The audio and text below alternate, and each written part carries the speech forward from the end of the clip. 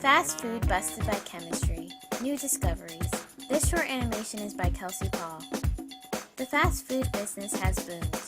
In fact, in 2010, the fast food industry generated $184 US in more than 300,000 restaurants. That means we fork over dollar after dollar just to receive forkful after forkful of unhealthy food. And stuffing our faces with cheesy fries and greasy beef patties, we somehow find utter bliss. And then soon after, we find ourselves in disgust. Yet the very next day, there we are at Five Guys again. It's a vicious cycle. But why are we here in the first place? Plain and simple, the food is dang tasty. We all know this because we've probably eaten there before. Wendy's, McDonald's, Subway, Five Guys, or Dr. L's favorite KFC. We've all tried it. But what's really in it? And why do we keep on eating this junk even though we know it's harmful for us? And then why do we want to punch ourselves silly after gulping it down? We'll tackle the chemistry behind the sight and scent of fast food to give you an idea why. New discoveries in chemistry have pointed to astounding findings. Today's sophisticated spectrometers, gas spectrometers, and headspace vapor analyzers provide a detailed map of a food's flavor components, synthetically creating taste and smell. Now, food chemists can create a scent through chemicals, and whatever chemicals are added to them will give them specific tastes. For instance, adding menthol to predixyl ketone makes something taste like popcorn.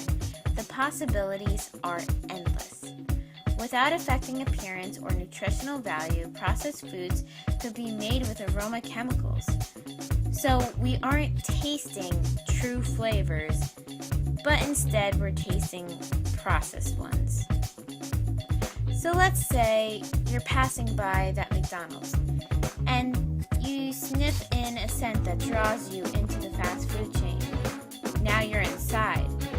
What attracts your eye? The color of the food, or more like the color additives in the food.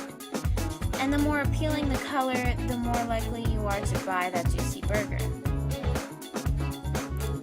Did you know many of New Jersey's flavor companies manufacture color additives to make processed foods look fresh and more appealing? For instance, at Burger King, Wendy's, and McDonald's, coloring agents have been added to many of the soft drinks, salad dressing, cookies, condiments, chicken dishes, and sandwich buns. The same chemicals that go into lipstick and mascara go into your food, and then you shove that into your body. Yum. Plus, the Federal Food and Drug Administration do not require companies to disclose the ingredients of their color or flavor additives so long as the chemicals in them are considered by the agency as GRAs, or generally recognized as safe products. So, do we ever really know what's going in our bodies? What can we do? We can't even trust labels. Well, here's what we can do. We can make smart choices. We can go for natural foods and true organic foods at that. We can say no to the strawberry smoothies at Burger King and yes to organic apples. We can say no to those deliciously coated cheese fries and yes to the oats grown on local farms. You, the consumer, have the decision to make.